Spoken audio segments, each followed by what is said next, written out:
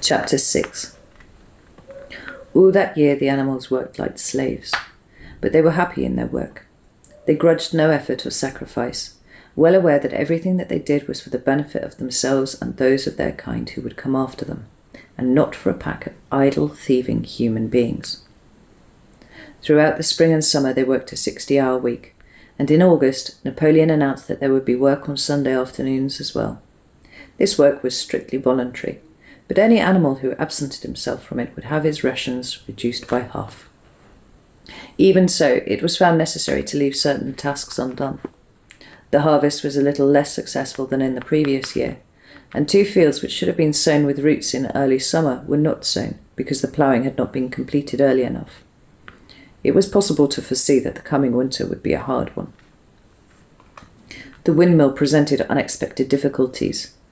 There was a good quarry of limestone on the farm, and plenty of sand and cement had been found in one of the outhouses, so that all the materials for building were at hand.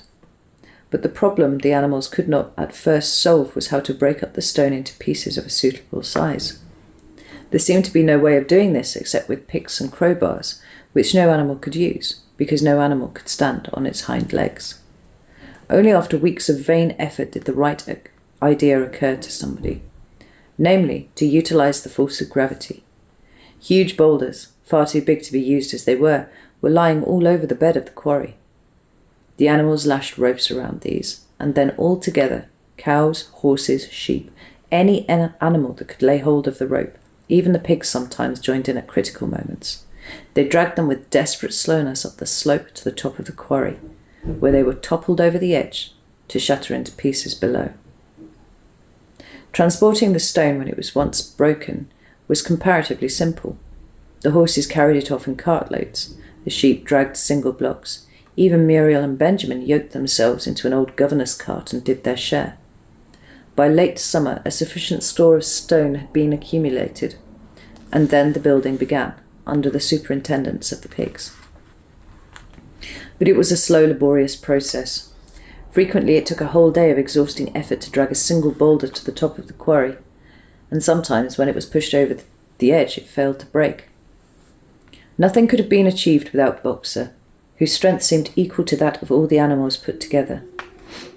When the boulder began to slip and the animals cried out in despair at finding themselves dragged down the hill, it was always Boxer who strained himself against the rope and brought the boulder to a stop.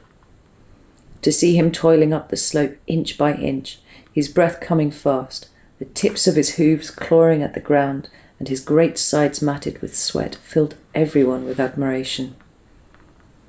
Clover warned him sometimes not to overstrain himself, but Boxer would never listen to her.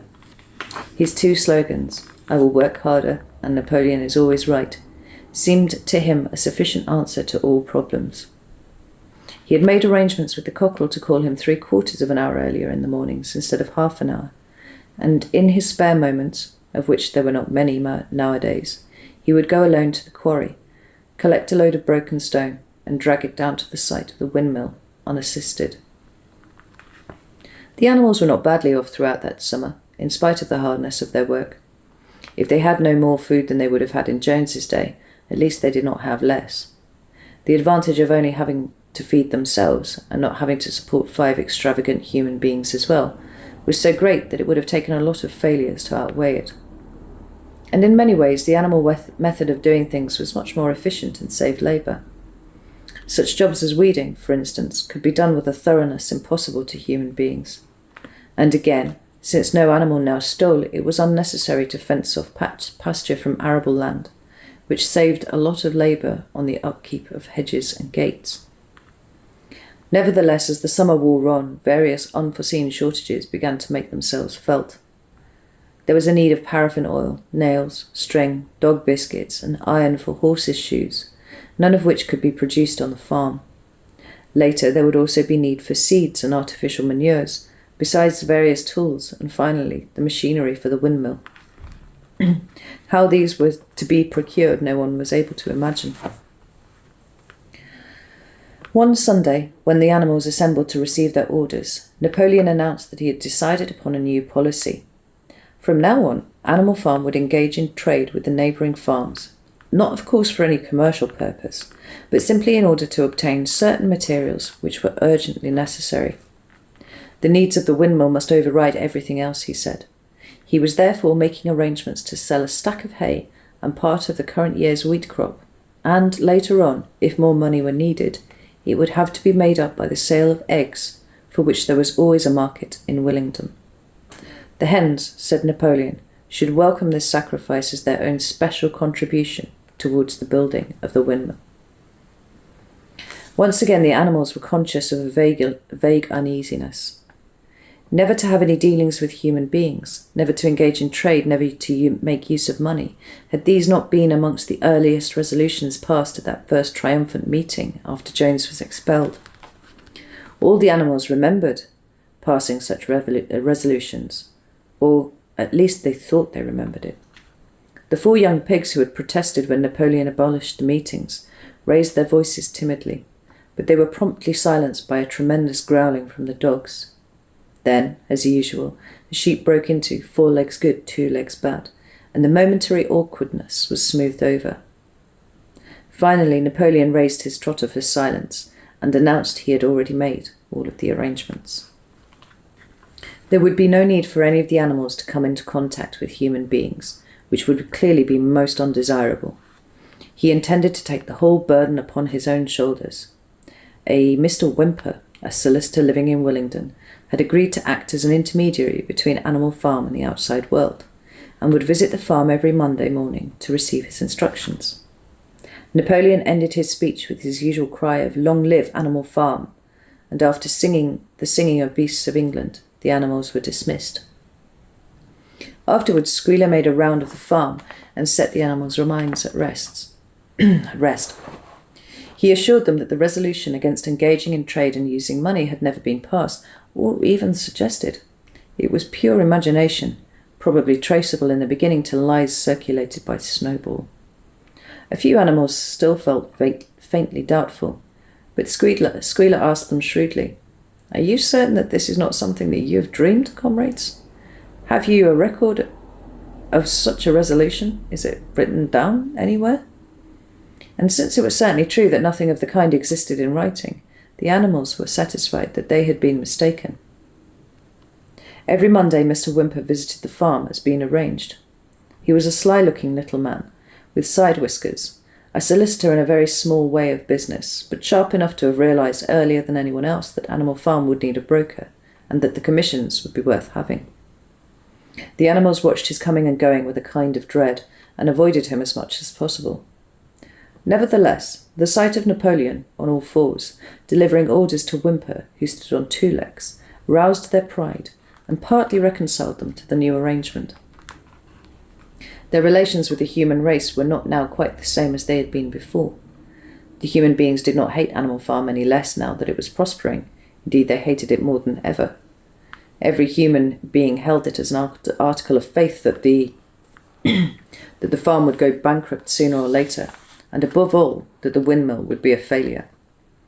They would meet in the public houses and prove to one another by means of diagrams that the windmill was bound to fall down, or that if it did stand up, then it would never work. And yet, against their will, they had developed a certain respect for the efficiency with which the animals were managing their own affairs. One symptom of this was that they had begun to call Animal Farm by its proper name, and ceased to pretend that it was called the Manor Farm. They had also dropped their championship of Jones, who had given up hope of getting his farm back and gone to live in another part of the county. Except through Whymper, there was as yet no contact between Animal Farm and the outside world, but there were constant rumours that Napoleon was about to enter into a definite business agreement with either Mr. Pilkington of Foxwood or with Mr. Frederick of Pinchfield, but never, it was noticed, with both simultaneously. It was about this time that the pigs suddenly moved into the farmhouse and took up their residence there. Again, the animals seemed to remember that a resolution against this had been passed in the early days, and again Squealer was able to convince them that this was not the case. It absolutely was necessary, he said, that the pigs, who were the brains of the farm, should have a quiet place to work in. It was also more suited to the dignity of the leader, for of late he had taken to speaking of Napoleon under the title of leader, to live in a house rather than a mere sty. Nevertheless, some of the animals were disturbed when they heard that the pigs not only took their meals in the kitchen and used the drawing room as a recreation room, but also slept in the beds. Box had passed it off as usual with "Napoleon is always right."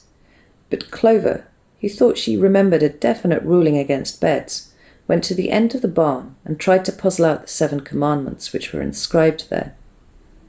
Finding herself unable to read more than individual letters, she fetched Muriel. "Muriel," she said, "read me the 4th commandment. Does it not say something about never sleeping in a bed?" With some difficulty, Muriel spelt it out. "It says, 'No animal shall sleep in a bed with sheets,'" she announced finally. Curiously enough, Clover had not remembered that the 4th commandment mentioned sheets, but as it was there on the wall, it must have done so. And Squealer, who happened to be passing at this moment, attended by 2 or 3 dogs, was able to put the whole matter in its proper perspective. "You have heard then, comrades, that we pigs now sleep in the beds of the farmhouse. And why not? You did not suppose surely that there was ever a ruling against beds. A bed merely means a place to sleep in. A pile of straw in a stall is a bed, properly regarded. The rule was against sheets, which are a human invention. We have removed the sheets from the farmhouse beds and sleep between blankets. And very comfortable beds they are too, but not more comfortable than we need, I can tell you, comrades, with all the brain work we have to do nowadays. You would not rob us of our repose, would you, comrades? You would not have us too tired to carry out our duties. Surely none of you wish to see Jones back." The animals reassured him on this point immediately, and no more was said about the pigs sleeping in the farmhouse beds. And when, some days afterwards, it was announced that from now on the pigs would get up an hour later in the mornings than the other animals, no complaint was made about that either. By the autumn the animals were tired but happy. They had had a hard year, and after the sale of part of the hay and corn, the stores of food for the winter were none too plentiful. But the windmill compensated for everything. It was almost half built now. After the harvest there was a stretch of clear, dry weather, and the animals toiled harder than ever, thinking it well worthwhile to plod to and from all day with blocks of stone, if by doing so they could raise the walls another foot. Boxer would even come out at nights and work for an hour or 2 on his own by the light of the harvest moon. In their spare moments the animals would walk around and round the half-finished mill, admiring the strength and perpendicularity of its walls, and marvelling that they should ever have been able to build anything so imposing. Only old Benjamin refused to grow enthusiastic about the windmill, though, as usual, he would utter nothing beyond the cryptic remark that donkeys live a long time. November came, with raging southwest winds. Building had to stop because it was now too wet to mix the cement. Finally there came a night where the gale was so violent that the farm buildings rocked on their foundations, and several tiles were blown off the roof of the barn. The hens woke up squawking with terror because they had all dreamed simultaneously of hearing a gun go off in the distance. In the morning the animals came out of their stalls to find that the flagstaff had been blown down, and an elm tree at the foot of the orchard had been plucked up like a radish. They had just noticed this when a cry of despair broke from every animal's throat. A terrible sight had met their eyes. The windmill was in ruins. With one accord they dashed down to the spot. Napoleon, who seldom moved out of a walk, raced ahead of them all. Yes, there it lay, the fruit of all their struggles, levelled to its foundations. The stones they had broken and carried so laboriously scattered all around. Unable at first to speak, they stood gazing mournfully at the litter of fallen stone. Napoleon paced to and fro in silence, occasionally snuffing at the ground. His tail had grown rigid and twitched sharply from side to side, a sign in him of intense mental activity. Suddenly he halted as though his mind were made up. "Comrades," he said quietly, "do you know who is responsible for this? Do you know the enemy who has come in the night and overthrown our windmill?" "Snowball!" he suddenly roared in a voice of thunder. "Snowball has done this thing. In sheer malignity, Thinking to set back our plans and avenge himself for his ignominious expulsion, this traitor has crept here under cover of night and destroyed our work of nearly a year. Comrades, here and now I pronounce the death sentence upon Snowball. Animal hero second class, and half a bushel of apples to any animal who brings him to justice. A full bushel to anyone who captures him alive. The animals were shocked beyond measure to learn that even Snowball could be guilty of such an action. There was a cry of indignation, and everyone began thinking out ways of catching Snowball if he should ever come back. Almost immediately the footprints of a pig were discovered in the grass at a little distance from the knoll. They could only be traced for a few yards, but appeared to lead to a hole in the hedge. Napoleon snuffed deeply at them and pronounced them to be Snowball's. He gave it as his opinion that Snowball had probably come from the direction of Foxwood Farm. "No more delays, comrades," cried Napoleon when the footprints had been examined. "There is work to be done. This very morning we begin rebuilding the windmill, and we shall build all through the winter, rain or shine. We will teach this miserable traitor that he cannot undo our work so easily. Remember, comrades, there must be no alteration in our plans. They shall be carried out to the day. Forward, comrades! Long live the windmill! Long live Animal Farm!"